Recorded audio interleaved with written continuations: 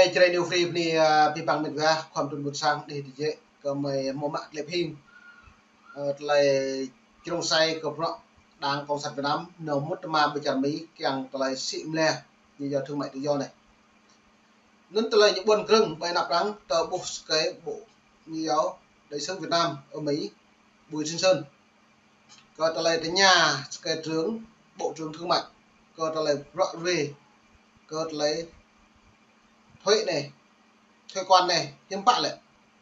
nó anh khả năng anh như lại là anh Việt Nam như đi mút mà lên đây như mút tương bày có tổng thống Donald Trump rồi cái nhú thuế quan này nó nên coi lệ pi bằng rõ lại phải hẹp lại đặt hậu bố bằng rẻ vừa đã mày đồng đúng rõ mạng lệ đồng mạng mong rồi đấy mạng mong lứa span lên chút còn làm thư này là trình lừa đồ bản lần về rim cha nhiều không xem lần cha cái phố lệ tướng lần cha còn lại đi tiếp cả lệ tướng nghiêm bấy khát rẻ có tổng thống Donald Trump này bây giờ rẻ mấy ôi vậy rẻ vừa đã tổng thống nhiều đi gai vi phạm trong nội bộ lấy cho đồng say của bọn này nó như thế cất lại thuế quan đấy cất nhâm phạm rồi là nước Mỹ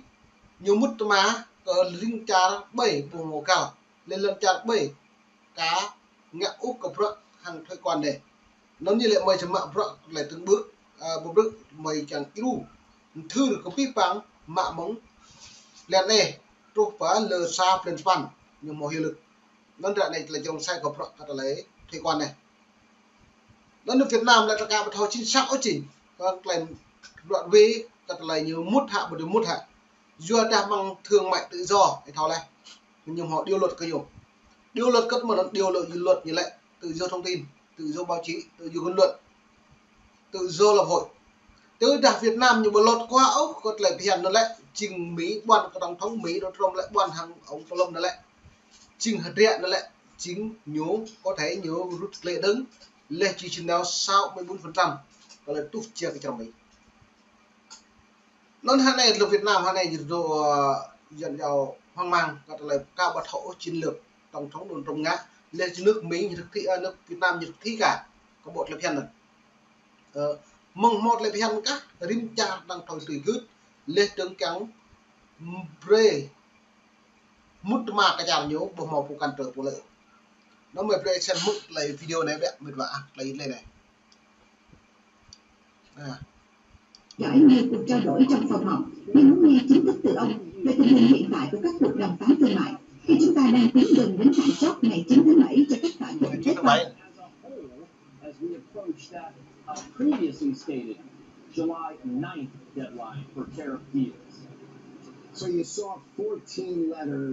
Hôm qua, quý vị đã thấy có 14 văn bản được gửi đi. Trong vòng 2 ngày tới sẽ có thêm khoảng 15 đến 20 văn bản nữa được phát đi, xác lập rõ ràng các dòng thuế đối với những quốc gia chủ chốt. Sau đó, chúng tôi sẽ gửi một văn bản tổng quát đến các quốc gia còn lại, nêu rõ các mức thuế dự kiến áp dụng. Tổng thống chính là người xác lập những dòng thuế này. Ông ấy là người điều hành toàn bộ chương trình nghị sự. Đây là chương trình của riêng tổng thống. Ông ấy biết rõ mình muốn làm gì và hiện giờ chúng tôi đang thực thi điều đó. Những mức thuế này sẽ được ấn định và sẽ có hiệu lực vào ngày 1 tháng 8. Thưa Bộ trưởng, dù Tổng thống đang dẫn dắt toàn bộ tiến trình đàm phán, thì các ông và Bộ trưởng Tài chính Scott Bessent cùng đại diện thương mại Jameson Key vẫn là những người trực tiếp thực thi các kế hoạch.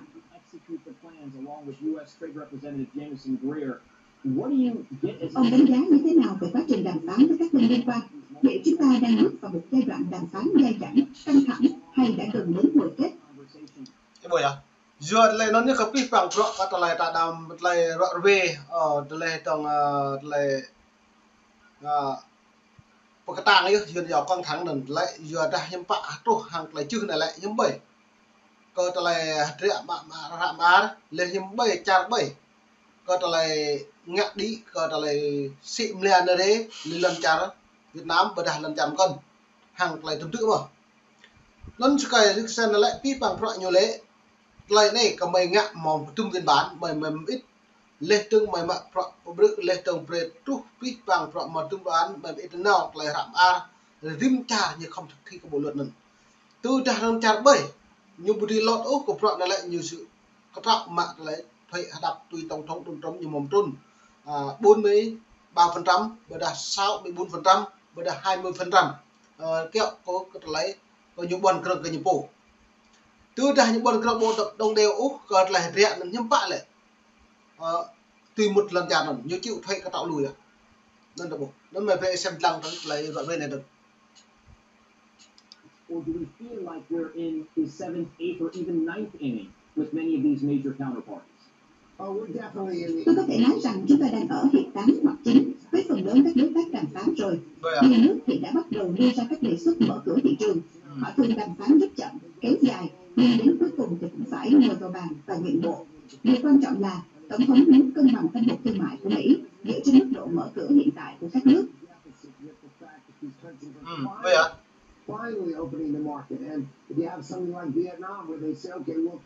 Chẳng hạn như Việt Nam, khi họ cam kết sẽ thực sự mở cửa thị trường cho nông sản, hải sản, máy móc, công cụ của Mỹ, thì Tổng thống sẽ cân nhắc giảm mức thuế áp dụng như ông ấy đã làm với Anh, với Việt Nam.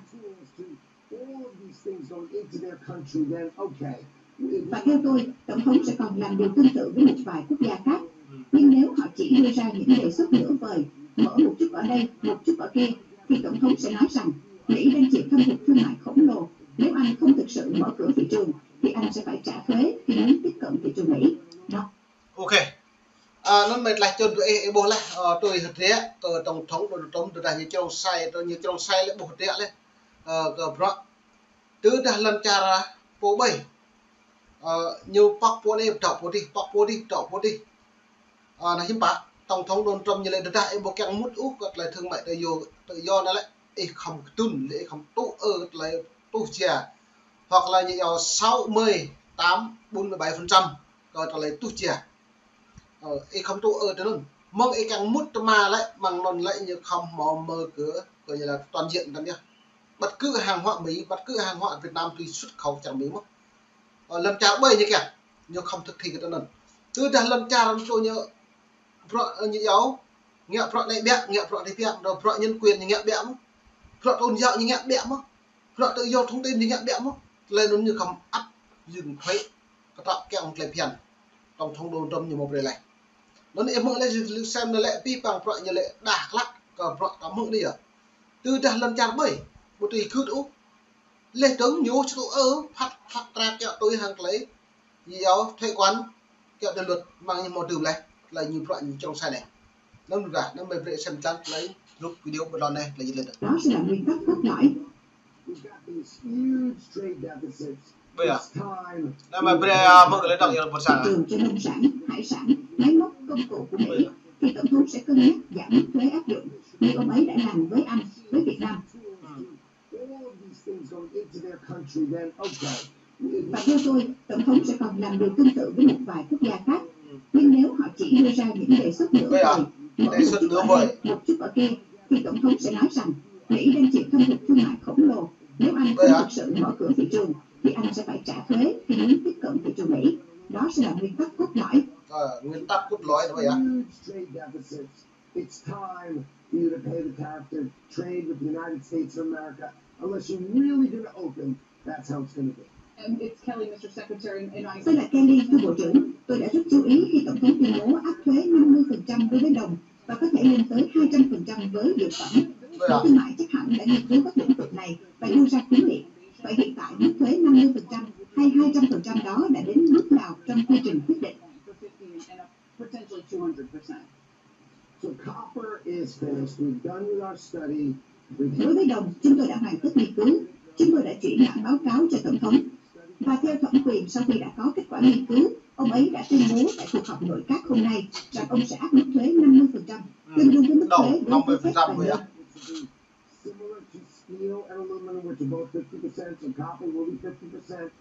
Mục tiêu là đưa ngành công nghiệp đồng quay trở lại nước Mỹ, khôi phục. Duyệt nữa, tuy bằng có thể là nhiều càng lại trong xe noa có thể là thuế quan đồng bữa đã thép càng ta lại nó hiếm bại lại hiện này nó như càng như lệ pi bằng phật lại tung thuế quan nó lại đồng là 50% vừa thép hàng càng này lại có nhố sẽ cái mà nhưng mà do nên Việt Nam hắn này như rung của mạng ấy cơ từ lời đồng hàng càng lên hàng thép này từ đây có nước Mỹ với đặc biệt là nước Mỹ đấy trong cái năm nước Mỹ trò trả bơi như càng cái trò nó lại bùng mồ thời quan sam đặc biệt với hàng hóa trong cái năm bơi rằng trả tôm hồ đồ Việt Nam bờ đà Trung Quốc bờ đà Malai bờ đà Thái Lan nhiều càng mútในtrả Mỹ lại như không đồng thời quan cơ khẩu và trả lấy kẹo được rõ không tay phiền với đây như thực thi kẹo trong bộ luật tự do thông tin tự do báo chí bạn có nhớ mạng tỷ từ 20%, tức là 20% là bộ những hồn biết với cái kẹo tôi chính phủ Việt Nam đại này là kém miến đắm mới nhổ xong kẹo đồng luật là về thực thi cả để đảm miến nhưng mà là phiền như thực thi ở các bộ luật thương mại này chúng ta xem rằng gật lại buộc một điểm đặt từng mệt va cho nên phí ni vi phạm mệt va còn mình sang còn chưa mua lại mong nít mong tới bài đung đi gật lại được này lệ từng lại trúc lúc nào đang sạch nam vẫn là buồn sang để chẳng mang về xem rằng do là hình là bây giờ sai cho nên free lu chạy lại hình là yuan lại đê này là na này cho là tôi rằng là yuan như lù này hoặc là mỹ lù nên bị xem rằng bình luận lại truyền duyên về suy ngẫm cợt lại chiến lược coi nhiều thương mại tự do này Việt Nam tuy lót mà với chúng ta nhiều lót cất nhiều càng nhiều tụ vua cái trong Mỹ lên Việt Nam vua cất nhiều tàu hụi ra này xa tôi có một lệ lưu vật đấy như kẹo Mỹ nghiện đáng vừa đây như kẹo Trung Quốc như cái nhưng bạn đang còn mất nước do nó hai này tầm nhiều rung ai tầm nhiều thôn bán em vào đường cùng này từ đây như muốn nhẹ ăn được rồi như nhẹ mà vua cất lại nhiều biết cái năng cái gì cái năng Trung Quốc Trung nào cũng chèn đấy cái năng Campuchia tôi kêu mạng Trung Quốc Campuchia bố càng gì càng phải nhớ ca bữa Lào được cái năng cái duy nhất chỉ có một nước Mỹ như tụi bạn này cha không còn tụi bạn này nên chỉ là nhiều free penny phi phạm thì trong thời một là có khắp bọc phi phạm thì làm video của mình đấy có thể bình luận để cả hàm lúng nước thấu hàng là hình là một đi buôn sạch